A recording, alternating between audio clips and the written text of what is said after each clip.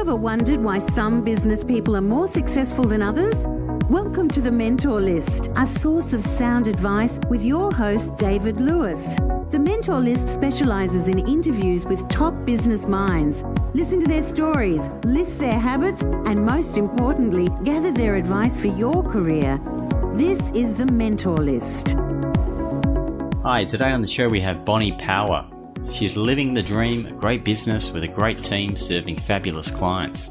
As the CEO of Perfect Boom, Bonnie helps individuals and business owners build up their personal brands and leverage them to attract more clients and opportunities. Having new inquiries on tap is Bonnie's idea of heaven. With 10 years of experience in building up personal brands of CEOs and senior execs, whilst also running a successful online business, Bonnie is a well-known expert in this space. Bonnie is living proof that you can live life on your own terms, a great life, a great business that helps produce great results for clients. A true example of choosing yourself and taking charge of your own destiny. Enjoy the show.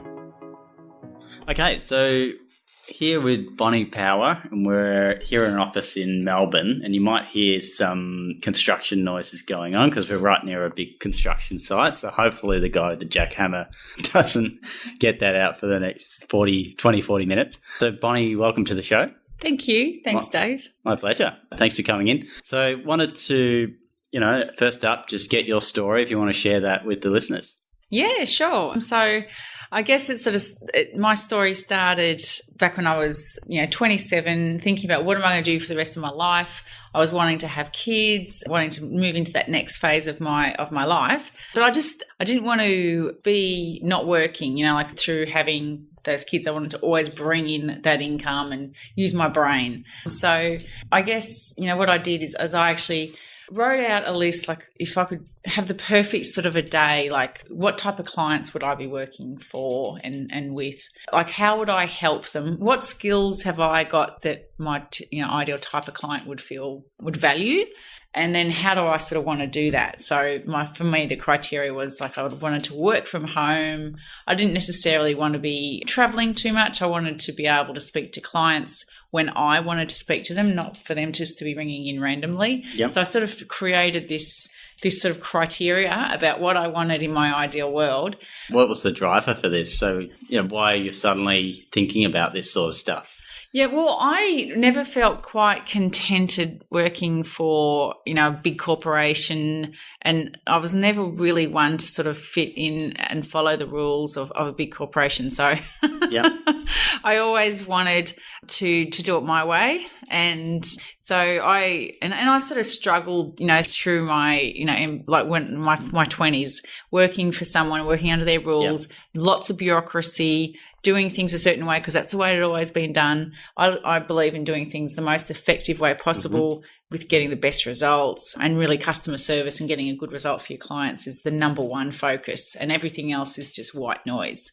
Great. So I just really, wanted to create a really good business, but I didn't know what it was and I didn't know who it would be for, but they're all the little details that sort of will sort themselves out, and they did. So yeah, that comes up a lot, actually, having a feeling that something's coming or that you're passionate about something but not being able to isolate or articulate what it is or where your next step is. So do you want to talk through how you've gone through that? Yeah, I still go through it. Okay. It's just amazing, because you're always evolving and developing and you're always chasing new big dreams and that sort of thing. So, and I think for me, a lot of people actually stop and they actually don't chase their dreams because they can't articulate exactly what they are. So they just don't try.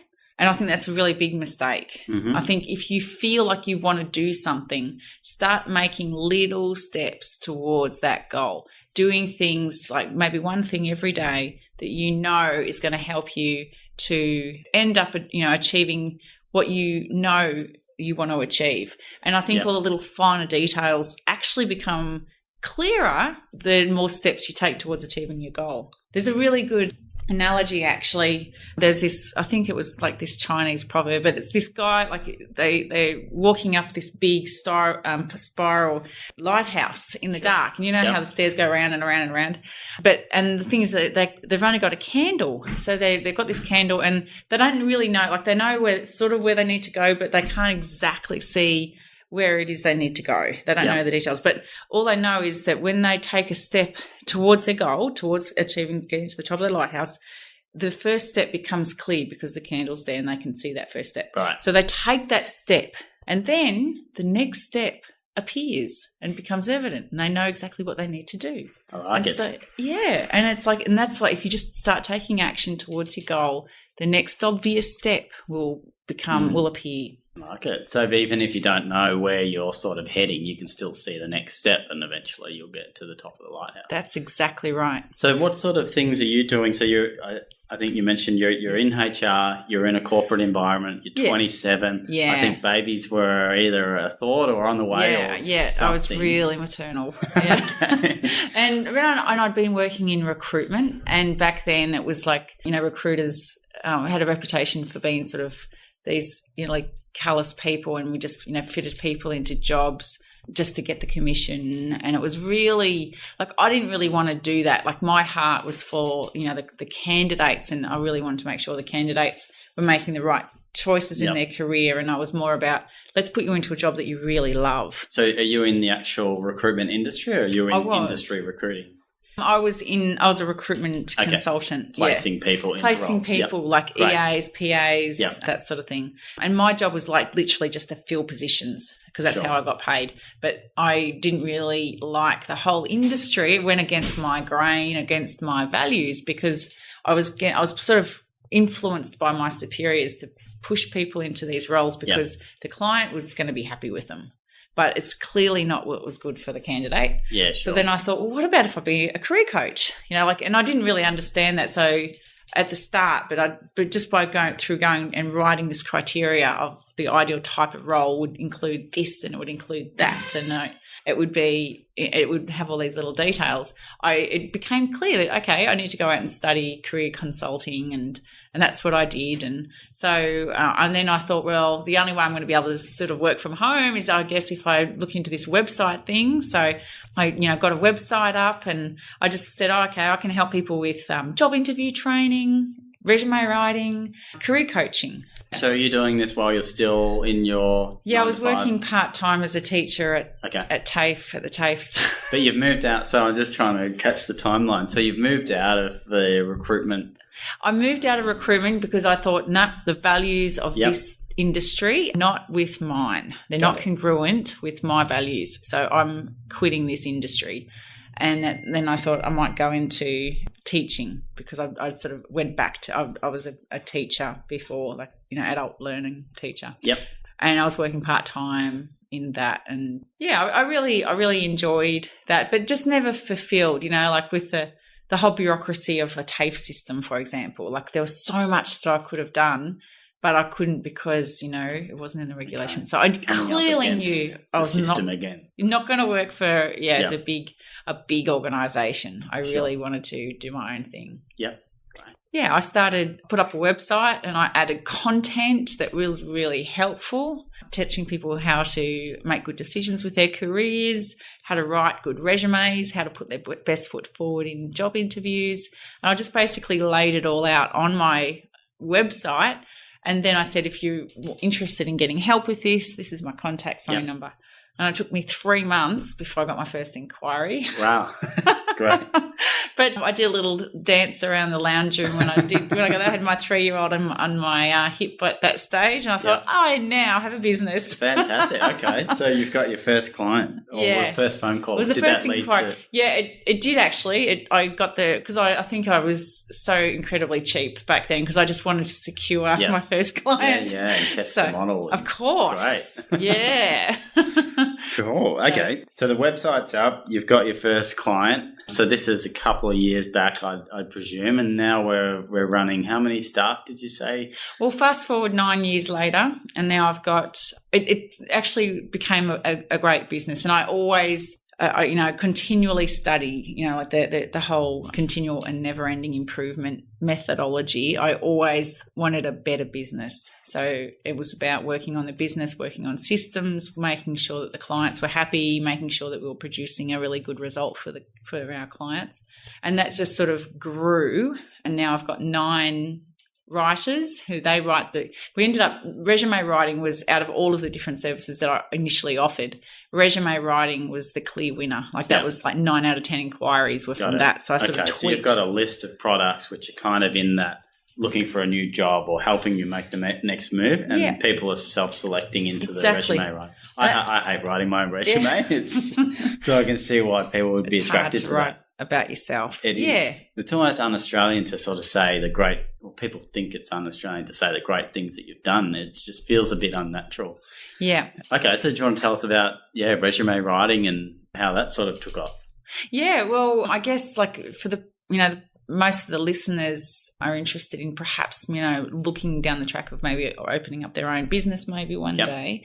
So I think, just with that said, like when you're initially going out there, maybe it's a good idea just to have a list of products and services that you can offer, like a list of your services, because you don't know which one your market really wants. Yeah. So then that's what I did. And I was helping mums return to work, which I thought, I can clearly help with that because that's like what I do. But it was really interesting because all I got was the management level and the senior managers level and then the CEOs. And so that sort of market started to sort of take over. And so I became a really good resume writer for senior executives and CEOs. Right, so then that's another little lesson. It's sort of like sometimes you think that your market is X, Y, or Z, but actually it's A, B, and C.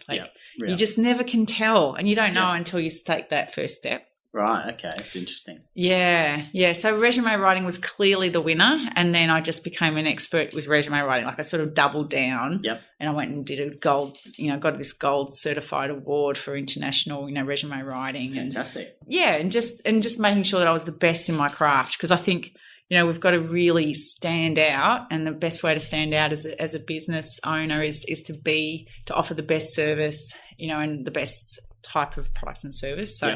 So is there I know you've got almost a lifestyle of learning into developing, the perfect resume. Is there a formula you follow or with writing a good resume? At a high level, like how do you? Absolutely. So can you just share maybe the general equation of what that should look like? Yeah. All right, listeners, get your notepads out. Yeah. Okay. The best resumes will be targeted to the types of jobs that you want to go for. So if you're looking at stepping up in your career, going to that next level, and you just sort of want to maybe try, going into maybe a management role or a senior management role, whatever it is, or more of a specialist role, have a look on the job boards. So there's Seek, there's all the online, there's, we're going into the organisations with the career website pages. Yep. And have a look at the keywords that they're asking for. So print off maybe 5 job ads that you think, I would love to be able to do that. And I think that, if you've got 80% of the skills that they're asking for, apply for it. So what you want to do with a resume is you want to target it for those jobs. So you highlight the keywords. So say there's like 10 key things you're looking for in each of the roles. And there's going to be similarities between all those job ads. And you focus the resume, and so everything that you're talking about on your resume is proving that you've got success in demonstrating those skill sets. Okay.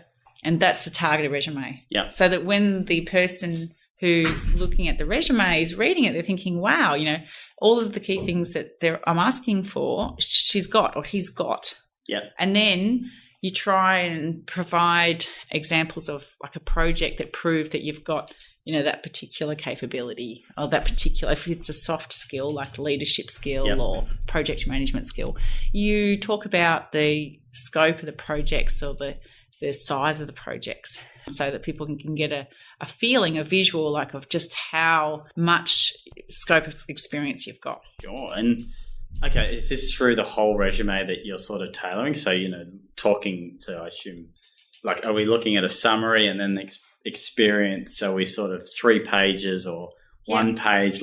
Is there a one size fits all, or are we still tailoring even those elements? I reckon 3 to 4 pages. 3 pages if you've got sort of 10 years of experience, 15. If you've got 15 years of experience plus, then maybe 4 pages. Yeah. And there's lots of examples on the Melbourne Resumes website, just of different roles. But the key thing is that I think the last 2 or 3 positions. Like usually people stay in a role for about 3 years. Okay. So the last 3 or 4 positions, you should have information, like specifically the last 2, because that's your most recent. Do you find that's getting quicker though? So 3 years of people, do you find that people are now churning through roles a bit quicker? Yeah, and it's good. Yeah, they should. I've experienced that too, especially in the corporate environment. It's almost like 18 months is the new 3 years now. And so updating your resume is almost, well, it's not every 3 years now. You're sort of bringing it to almost an annual thing. Yeah. So, Bonnie, how do you see that affecting, roles in general in the corporate environment? Because I know we're chatting about this, well, not just corporate, but roles generally. How do you see that they've changed and are changing, and where are we sort of heading? Yeah. I think most people are spending between just 18 months and 3 years in the role now. And I think because the way that the world of work is changing so rapidly, like big corporations are reluctant to employ loads of people now because I suppose employment law in Australia is pretty tough. So they're wherever they can, they're hiring people on contracts. And what that means is that that gives them more flexibility as an organisation. But what that means for everybody, for us as the people who are going for these contracts, is that you really need to be mindful about your whole career and think about where you are now and where you want to be in, say, 5 to 10 years' time. So, it is okay to change every 18 months to 2 years, but as long as you are on a path that's logical and you're moving forward towards the direction of your goal. And so and the goal can change. So just, and you might not know the goal. We're talking about this just before. Like sometimes you don't know what you want to be when you grow up. Yeah. So that's okay. But just think, well, I actually am really, really, really good with people. I love managing people. I love dealing with people.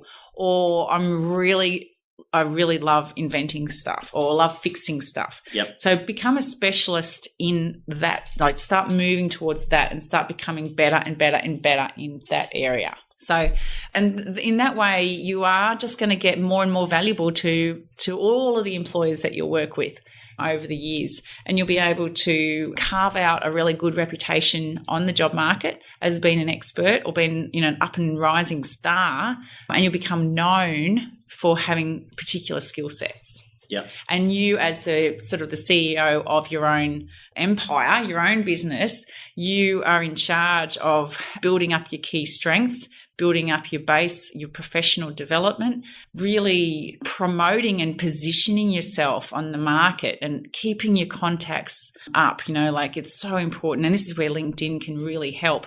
You have a nice, good profile photo. You have your summary that shows what you're good at, shows what you're passionate about, shows what you enjoy doing, and shows the type of clients that you like working with. And then your employment section of your LinkedIn profile talks about the achievements and the wonderful things you've done with clients to really help them achieve their goals. And, grab those testimonials, get as many recommendations from your clients and your colleagues over the years. You should have maybe 3 recommendations per employment. So these are on LinkedIn, or they're in the resume? On LinkedIn, because people are going to look at your LinkedIn profile after they get your resume. Yes. And people get approached. So it's like someone saying, I'm interested in finding a really good IT guy who has got, this particular type of experience. They'll do a search on LinkedIn. And if they see you've got like 10 recommendations and you're passionate about what you do, you've got a good photo, you look like you're human, then you're going to get approached for jobs that aren't necessarily advertised on Seek. Yeah, sure. So, it's about being in charge of your career and taking your whole life by the reins and really setting yourself up for success. So funny. Maybe you can use it in your... Yeah, I was trying to remember a quote that I heard the other day, which was, work for 50 years, retire at 50, but that maths doesn't work, but retire at 50% of the money you need. But anyway, what I'm trying to get to is, so this is challenging, I guess, the traditional thought of, job for life or career for life in one industry. And that's really impacting, I guess, how people should plan their careers and subsequently build their resumes out. Absolutely. Yeah. And what a lot of smart people are doing is that they've got this really nice, cushy job working for the large organisation, and they're building a little business on the side, like a little consulting type of service where they are building up their personal brand, and they are talking and building up a network of people, and they are getting their feelers out for what they could do as the next step. Yeah, sure. And I guess, traditionally it used to be that, you come into an organisation and you go up the ranks, but now I guess hiring people are looking for that breadth. So they want someone that's done something completely different and it's got more breadth as opposed to just that linear sort of promoted path at the top. Yeah. Whatever your key strengths are, you've got to promote them. Yeah. So. And that sort of, we sort of touched on LinkedIn, and there's some jobs that are only offered exclusively now on LinkedIn. So do you want to talk about how that's impacted, I guess, a resume writing business? And I guess, to your point before, being open to what the customer wants and how LinkedIn sort of, is it driving services into that area, or what are you finding in your business? Yeah, well, for mid-level managers and specialists, people all the way up to senior managers, we're offering LinkedIn with a resume, and we've done that for the last 5 years.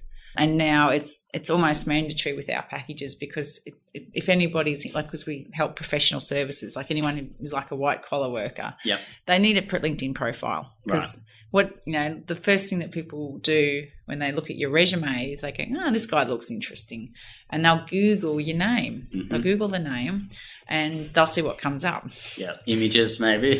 That's what's on Facebook. Always the images from Facebook. Yeah, they're the first things that people look at,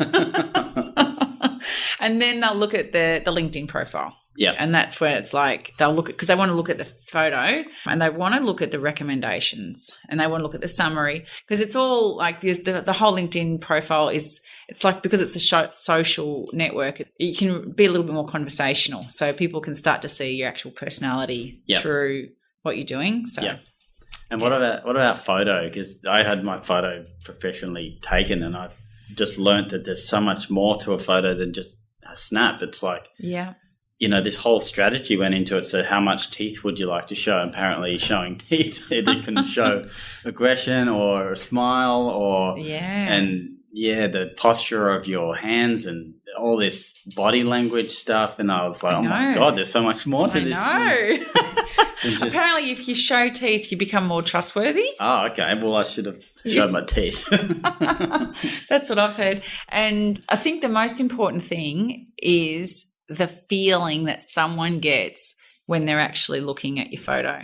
Right. So if it's a fake smile, if you've been told by a photographer to smile, you're going to generate a different type of a smile than if your partner's taken it or your kid's taken it. And I reckon sometimes some of the best photos are of when your family members have taken it, where you're just having the most warm smile because you love them so much, and that's coming through to the lens. And then people see it on LinkedIn, they go, oh, God, it looks so approachable and friendly, and rather than just that stiff smile, Yeah, no, that's, I could see how that could happen, absolutely.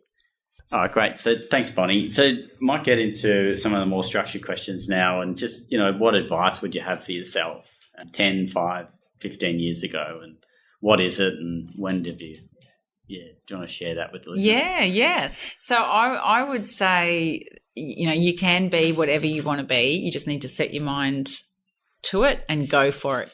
And I would probably tell myself that you don't actually need to know exactly what it looks like, as we talked about with that lighthouse thing.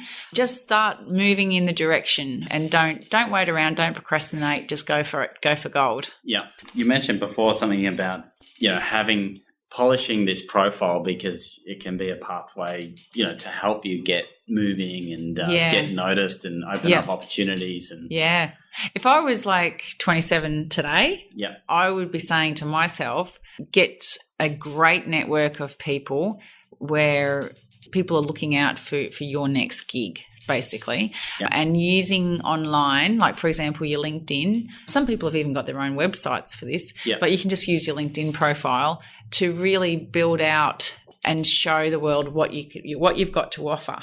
Like some of our contract writers with Melbourne Resumes, they are super, super smart. Like what they're working for Melbourne Resumes as resume writers, but that's only like 1 in 5 contracts that they've got. Yep. They're working for another 3 or 4 organisations, and they've put their hand up to help them with their writing or whatever. They might offer other things besides writing. So, come like December when it's really quiet and nobody is looking for a job, our work dries up for them. But they don't necessarily lose a lot of wage because we're only 20% of their income. So then they'll just make more time for the other. Yeah, it's often so being laid off as a contractor is often a lot quicker and probably a bit more blunt than a permanent employee if you're working in corporates, etc. And that's often what scares people away from contracting, even though it's more lucrative. It's sort of seen as the safer play to go the permanent option. But that's a good way to sort of diversify that risk if you're spread across 5 sort of streams of work and income. And that's what's known as a portfolio career as well, because you don't have to be doing the same thing for every client. We'll call them clients. So you're a contractor, you've got 5 clients, or you could classify them as employees, but we should call them clients. And part of your job, your 6th job is to generate leads, to be going out creating new business opportunities, going to networking events, putting your hand up for different things, so that when one of those contracts does dry up, you've got another 2 or 3 who are interested in interviewing you for another position. Yeah, great. No, it makes sense. And it's sort of consistent with what you were talking about before around, companies now with a preference to hire contractors. And so we're kind of moving towards that model. Absolutely. From a hire and a supplier of labour. Yeah. Really interesting. So next question, just around habits. So do you have any habits that you think have help with your journey and your success? When I decided that I was going to get really super serious, I actually stopped, drinking red wine while I was eating dinner, like 5 nights a week. Got it. Okay. So now I only do it 3. And what did that? So why are you doing that?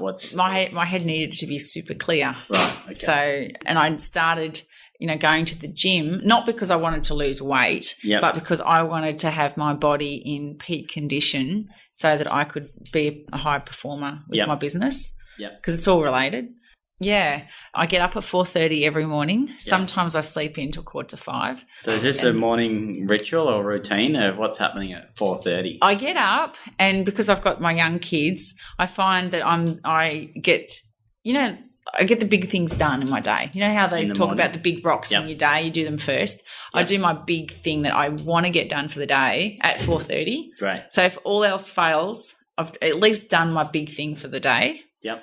And that's really, really awesome. Like, just to be able to do that. It means I get into bed a little bit earlier, but it's something that, you hear about all these successful people getting up at 4:30 in the morning. Yep. And for years I was thinking, God's sake, how can you get up at 4:30 in the morning? Yeah. But when you actually start doing it, it's good and you feel great and you get lots done. Okay, great. So, thanks for that. And I think it's often sort of overlooked when people say, I'm going to the gym, and gyms always advertise, come here and you'll look good. But it's mental. It's like a keystone habit that kind of, ripples into all these. Like, you eat better, you sleep better. It's just the benefits around. Yeah, getting enough sleep is a big one. Yeah, especially with kids, as you'd know. Oh, yeah. So just a quote, if you want to share a quote with the listeners, one of your own or one you want to reference. I was thinking about this just before I came in today. I hate that quote. You can't have your cake and eat it too. Yeah. And so now I've got a new quote. Whoever said you can't have your cake and eat it too wasn't hungry enough. Right, got it. I like it. Because you can. Yep. You just organise your life to feel what's important to you, write your criteria of the perfect world, the perfect day, and make it happen. Yeah. And so you're a living example of this with your criteria that you're talking or you're writing down. You wanted to be able to work from home, so and that sort of guided you into these businesses that you're almost designing your lifestyle. In your head. And type of clients I want to work with. Like, I don't work just with anyone. I've got a criteria on the type of clients I work with. Right. And anyone who doesn't fit that is like, you know, like I'll give it a little bit of room. But yeah, it's like I don't have to help everyone because it's my business. Yeah, sure. And you're in control. And that was another thing you were mentioning. Yeah, you wanted to be your own master of your own destiny. Absolutely. Great. Okay, so thanks for the quote. And yeah, a book. Do you have a book you'd recommend that the listeners pick up and have a read? Yes. So if the listeners are interested in aspiring to be awesome in their life and do great things, we all are. Yes, then you will probably have like a million things on your to-do list, and you'll probably have a sense of overwhelm if you've got so many projects on and you've got so many ideas. So one of the best books that I've read to help this is called The One Thing. I've heard about this. So do you want to tell us? Super easy to read. It'll take a couple of hours, by Gary Keller. He wrote a book that makes your brain just go back to thinking, goes back to your objective and your goal for the day or for the week or for the quarter. And it's like, what is the one thing that I could do today that's going to provide the most effective result so that I achieve my goal? Right, okay. So it's kind of result outcome driven, and it's just simple, and it's one thing. All the time. And because it changes all the time, like sometimes like there might be an awesome opportunity that now it's like, my one thing is to do this. Yeah. So the one thing, it's the one thing I can be doing this hour that's going to give me the best result and help me achieve the greatest outcome. Yep. Sure. Aspiring to be awesome. I like that. So that should be everyone listening in. So yeah, just for the people that are aspiring to be awesome and they're listening in and they're resonating with what you're saying and they're thinking about dusting off that resume that they haven't touched in maybe the last 12 months, or just want to get some more insights from your site, how do they contact you and who should contact you? And do you want to maybe quickly run through that criteria you mentioned of who your ideal client is? Maybe they're out there listening. Yeah. My ideal client with Melbourne Resumes is to really attract people who are motivated to go to that next level in their career, or, who are, really high caliber candidates who they want to explore the job market and they need a professional resume. So melbourneresumes.com.au is the website. And if you think that you're like, have a look at the templates on that website. They're really good. They show you the structure of a really good, effective resume that gets the attention of the recruiters and the hiring managers. But if you want us to have a look at your current resume and we can provide a free quote, there's a button on there saying like get quote, and we'll actually give you some professional feedback about what your current resume is doing really, really well. But also we always offer 2 or 3 points of what it's missing. And then we provide a quote. So great. Okay, so we can load that up directly on the site. And it's like a get quote button on the top right-hand corner of the page. Fantastic. So I'll put some links to that on the webpage on thementalist.com. So jump online and take a look at that, and also take a look at some other episodes. I also have the show notes up there as well for people if they're listening. But thanks for coming on today. Really appreciate it. Pleasure. So those that are interested checking out Melbourne Resumes, let them know that you've heard about them on The Mentalist, and they'll definitely look after you. And tune in next week for another great show. Thank you for listening to The Mentor List with your host, David Lewis. If you like what you're hearing on The Mentor List, the best way to support the show is to take just a few seconds to leave a rating and comment over on iTunes. You can also find further information about this show and links to further episodes at www.mentorlist.com.au. Until next time, this is The Mentor List.